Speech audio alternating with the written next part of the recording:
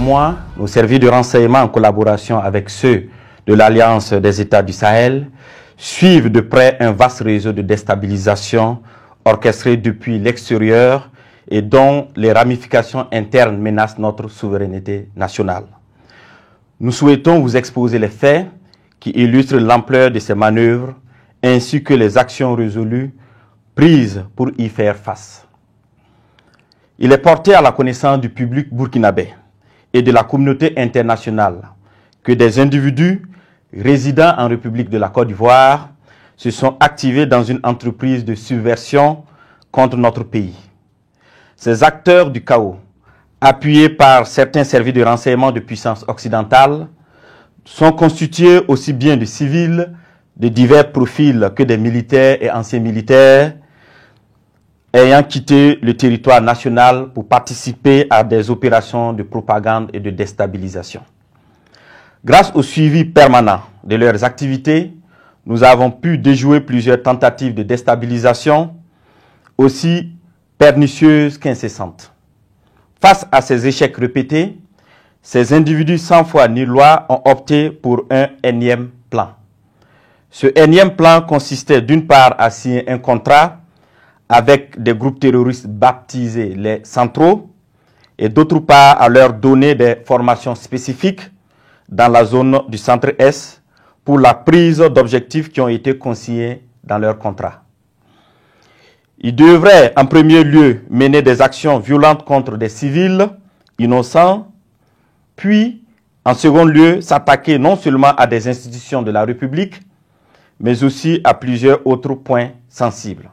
La première attaque précurseur de cette opération était celle de Barsalgo le samedi 24 août 2024, qui consistait à massacrer le maximum de populations civiles pour créer le désarroi et le chaos au sein de ces populations et ébranler de ce fait la nation entière, facilitant ainsi l'exécution de l'action principale.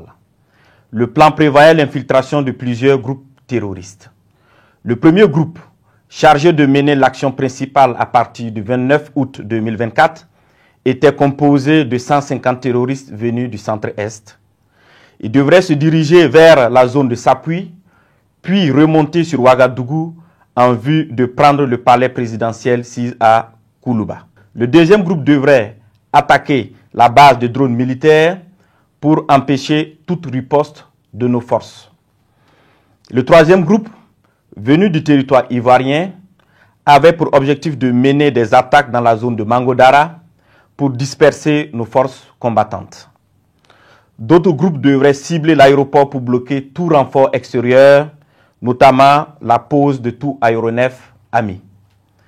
Durant ces investigations, nos services de renseignement ont été alertés de l'arrestation de 2 individus suspects sans papier d'identité à un poste de contrôle à l'entrée de la ville de Niamey le 29 août 2024.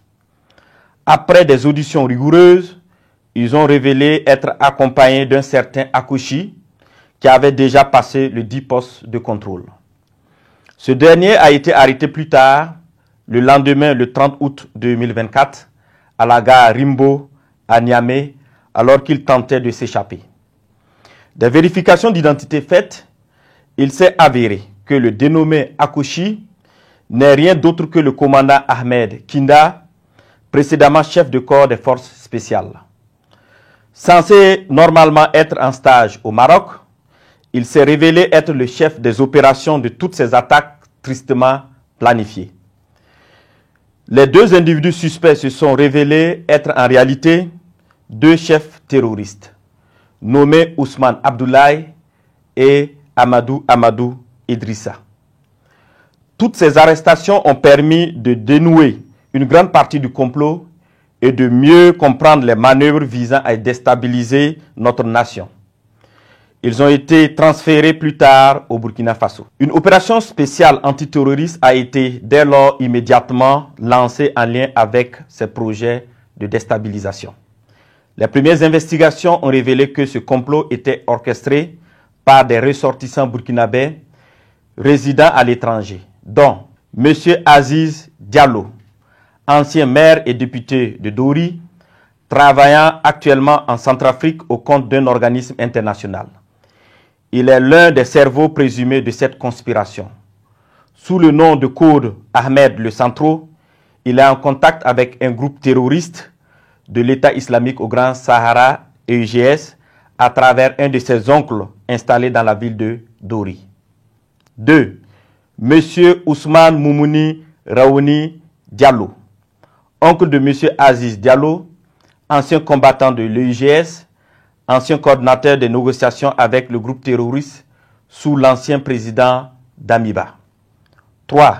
Monsieur Aziz Dabo, ex-agent de l'Agence nationale de renseignement ANR, en fuite, connu sous le nom de code Lionel. 4. Monsieur Abdoulaye Bari, connu sous le nom de code Le Voyageur, il est le lien entre les puissances occidentales, les terroristes et la partie militaire. 5. Un certain Serge Maturin, journaliste nigérien d'origine ivoirienne, représentant Le Voyageur au Niger. Il a hébergé le commandant Ahmed Kinda la nuit du 29 août 2024 pour lui permettre de s'échapper et devrait faciliter également l'infiltration de tout le commando à l'est du Burkina Faso. Monsieur Abdoulaye Bari lui avait demandé de garder par devers lui 4 téléphones satellitaires de marque Touraya destinés aux opérations funestes. 6. Monsieur Djibril Yipene Bassolé, ancien ministre des Affaires étrangères du Burkina Faso. 7. Monsieur Newton Ahmed Bari, ancien président de la CENI. 8. Monsieur Alpha Bari, ancien ministre des Affaires étrangères du Burkina Faso. 9. Le commandant François Zungrana, alias César. 10. Le commandant Herman Zongo, qui renseignait sur les positions des vecteurs aériens et des mouvements de l'armée. 11. Le commandant Joanny Kompori, ancien directeur général de la Sonabi, qui recherchait des drones kamikazes. 12. Le colonel Zala, travaillant dans le système des Nations Unies en Centrafrique. 13. Le lieutenant-colonel Paul-Henri Sandaogo Damiba, alias le Patriarche, qui dirige le volet militaire de ce complot. 14. Le lieutenant-colonel D. Romeo Woba, alias Rodriguez, qui est le chef du centre des opérations à Accra. 15. Plusieurs autres officiers à l'extérieur du pays sur lesquels les investigations se poursuivent. Ces déstabilisateurs, en collaboration avec des complices à l'intérieur du pays, menaient des actions de désinformation massive et utilisaient des pratiques occultes pour s'aimer la confusion et la division. Plusieurs marabouts ont été consultés par M. Abdoulaye Bari, alias le Voyageur, qui s'est fait aider par le sergent-chef Tendano, alias Taylor, ancien élément des forces spéciales qui sera arrêté plus tard par nos services de renseignement. Ce dernier donnait des renseignements à l'ennemi et avait en charge de recruter des éléments pour les opérations de déstabilisation. Il a en outre pris contact avec son père, marabout très connu dans la zone de Bogandé, afin qu'il travaille à ce que les infiltrations des terroristes se passent très bien. Suite à l'arrestation du commandant Ahmed Kinda, alias Akoshi, et des 2 chefs terroristes, il avait été convenu dans un premier temps de ne pas divulguer l'information pour permettre ainsi nos services de découvrir toute l'étendue du réseau. Les communications interceptées ont révélé l'implication de plusieurs opérateurs économiques dans le complot. Des enregistrements de ces communications seront bientôt diffusés au public dans les prochains jours. D'autres leaders de la société civile participant aux échanges via un groupe WhatsApp dénommé IB Dégage sont également impliqués dans cette vaste entreprise. La plupart des réunions de planification se menaient au Ghana, dans le quartier Hashimota, à l'hôtel Jidi Lodge à Accra.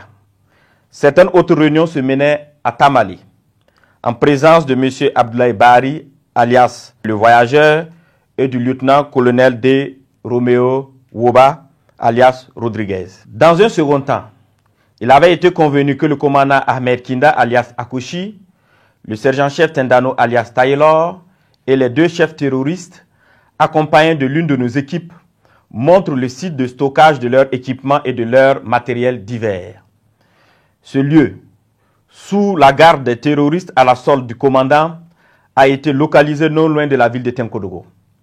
Une fois sur place, ceux-ci ont tenté de s'échapper, mais des échanges de tirs sont suivis, au cours desquels ils ont été neutralisés en sus de plusieurs autres terroristes. Les autres déstabilisateurs, loin d'abandonner leur funeste entreprise, ont décidé de peaufiner un nouveau plan lors d'une réunion qui doit se tenir normalement au Nigeria le 27 septembre 2024. Il s'agira pour eux de recruter de nouveaux terroristes, en sus de recruter 500 mercenaires en provenance d'un pays européen pour des attaques à grande échelle à Ouagadougou visant à semer la terreur. Toujours dans leurs prévisions, ils ont décidé de tuer tous ceux qui s'opposeraient à leur action en faisant référence aux populations dans le cas où elles se révolteraient. Ainsi, pour préserver leurs familles et leurs proches de toutes les représailles des populations contre eux, ils ont décidé que chacun d'eux exfiltre sa famille et ses proches avant le début de leur opération. Grâce aux informations recueillies, nous avons pu identifier les participants prévus à cette réunion de coordination à venir au Nigeria, parmi lesquels devraient figurer 1. Le commandant Ahmed Kinda, alias Akoshi. 2. M. Abdoulaye Bari, alias le voyageur. 3. L'ancien DG adjoint de l'ANR, radié des cadres des forces armées nationales, M. Ouedraogo Sekou. Le lieutenant-colonel D. Romeo Woba, alias Rodriguez, ainsi que des personnes issues de ce pays frère qu'est le Nigeria, qui sont impliquées dans cette sinistre entreprise. Tous devraient faire jonction avec M. Gibril Yipene Bassolé et certains éléments des services de renseignement occidentaux. Fort de ces informations avérées et au regard de la gravité extrême de ces actes, il a été décidé de maintenir l'opération spéciale afin de neutraliser toute personne qui tenterait de semer le chaos dans notre pays. Des instructions fermes ont été données pour rétrocéder au service de renseignement burkinabé l'ensemble des dossiers initialement judiciarisés afin de reprendre les auditions. À l'endroit des familles et des proches de ces terroristes, il leur est conseillé de les dénoncer, de les dissuader de poursuivre dans cette voie destructrice et de se départir formellement de toute action subversive. À l'endroit des familles et proches de ces terroristes, il leur est conseillé de les dénoncer, de les dissuader de poursuivre dans cette voie destructrice et de se départir formellement de toute action subversive. La récréation est terminée. Je répète, la récréation est terminée.